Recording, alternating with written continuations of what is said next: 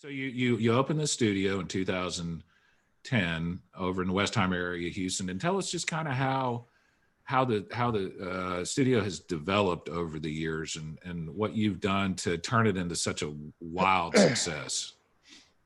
I was in California, which was the mecca of Jiu-Jitsu, still to today, is very strong, you know. Yeah. And I bring something to Houston that people haven't seen before. Yeah. Which was the Gracie Barra system. Yeah. Okay. And was something that in the beginning everybody criticized, because how you're gonna teach someone the whole entire life that, you know, if you wanna do jiu-jitsu, you have to compete, you have to be, you know, be able to come right here every day and give your life, give everything that you have. How you teach this to people to switch to something that I opened, which was instructor. Yeah. So we have times to start the class, we have time to finish the class. We have separation by beginners, intermediate, and advanced. So what's something, and also you have the uniform. Yeah. So at that time, people would say, oh, Gracie Barra now is the McDonald's, McDojo, because they give you a paper, the instructor reads and teach. Yeah. But actually, it's like, imagine you take a bunch of cavemen Yeah. and you put inside the Apple store. Yeah. They're not going to take the iPad and use the iPad. They're going to break the iPad. Yeah. Yeah. Say, this is, you know, when you go to somebody that is old, they say, this damn technology. But actually, technology, when you understand, makes your life easier. Yeah. So when I move, I offer something that the other ones don't offer, which was shower on a jiu-jitsu school. That was something new. Yeah. I have a laundry service. I have a towel service. And I have a loaner geese. You have a makeup area for the ladies in the ladies' locker room. Now, but before I don't. Yeah. But I have all these things that my competitors don't offer. The only thing that they have, that I have, was jiu-jitsu. Yeah. All the other ones they don't have. So I think this helped me to have people on my door that was not the people that never give a chance to jiu-jitsu. Yeah. And at that time, I have a different ways to introduce people to jiu-jitsu. We have a thing called intro class. Yeah. If you come before, I'm gonna come you one-on-one for 25 minutes. I'm gonna teach me personally a class. Yeah. I don't have time to do this anymore because we become big, you know. Yeah. But I think in the beginning, that's what makes us different than the other ones. And for the fact that I was a Brazilian guy with a good reputation on jiu-jitsu, and you know, I was competing at the time, helps us to grow. Yeah. You know. How many students do you have right now? 750. Yeah, and I want to remind people, by the way, and I'd like to hear your thoughts on this, Ulpiano, because this is super impressive to me. You have 750 plus students, and this is after a worldwide pandemic, right? And so you've been able to, and as a business owner myself, I've had to navigate through the pandemic. I mean, they shut the courthouses down, no trials. That's tough on a lawyer, but we were like, we're going to figure out a way to get through this. You've done the same. And for you, it's probably even harder because jiu-jitsu it's a contact sport. It involves close contact. And so how are you able as a businessman and a leader to lead your troops, your gym, your people through this incredibly difficult time? Yeah, when that happens, I remember was March 15th. Yeah. The day that they close everything. Okay. So on the week before, all the leaders from Gracie Barra, they was having a meeting to decide if you should close or not. Yeah. Even the government sent us to close or not. Yeah.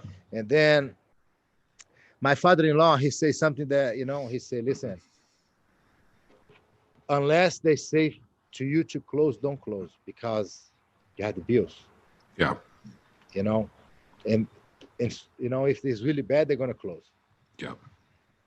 But I remember 2 days before, we have a meeting, Giacolino, me, Professor Flavio, some other guys, and we actually decide we're gonna close. I'm gonna take the hit, but it is what it is. Yeah. We can adapt and do the class online, and because people trust on us, this is gonna make us look good. And so before they come to close, we decide to close, and you announce that we close. Yeah. Was hard for me because I was thinking now it's over.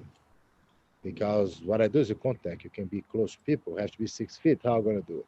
Yeah.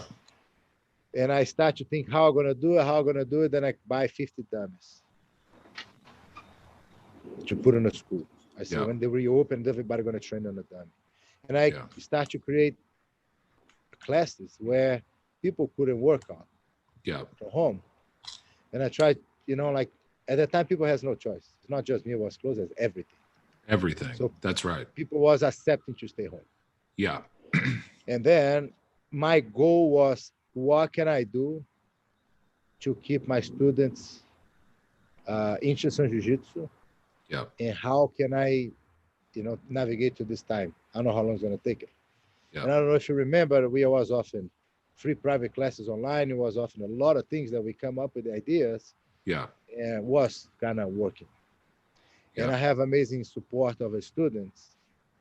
But I decide to send an email, say, if you don't want to get charged, let us know, we're going to close your account. Yeah. Because that shows to the student that, as much as it's not just the money, it is what it is, Somebody have to take a hit. That's me. When I make more money, I don't give them back. Now I make less, I have to take the hit. And I think because I was so honest with the students, 50% of students keep the membership. They didn't pause. I was going to ask you what the numbers were. I can tell you from my perspective, Ulpiano. So I took my first class in February of 2020, and I think it was with Pedro. I took 2 or 3 classes. I remember my first roll was with Jake, and he was just absolutely destroying me, even though I outweigh him by 50 pounds. And I was a college athlete, and I'm like, holy crap, I gotta learn how to do this. And then all of a sudden, the studio's closed, the gym is closed, there's no more jiu-jitsu, and I'm like, this sucks. I really want to train, but I was one of those people who took quarantine very seriously. When the government said to stay home, I stayed home. I kept my family home. I listened to what they were saying. But when I did come back, I came back in October.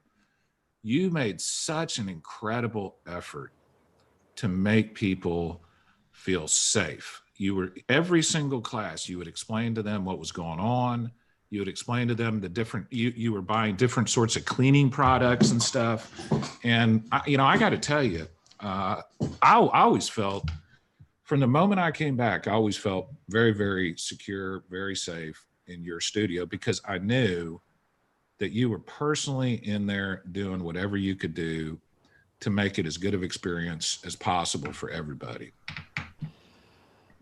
We offer a service, okay? Besides the fact that Jiu-Jitsu is like a cult, because my position as a leader, I might be able to convince people to see things that even when they don't see, they say yes, just to make me happy. Yeah. So I have to be realistic. And I did my homework, which was research.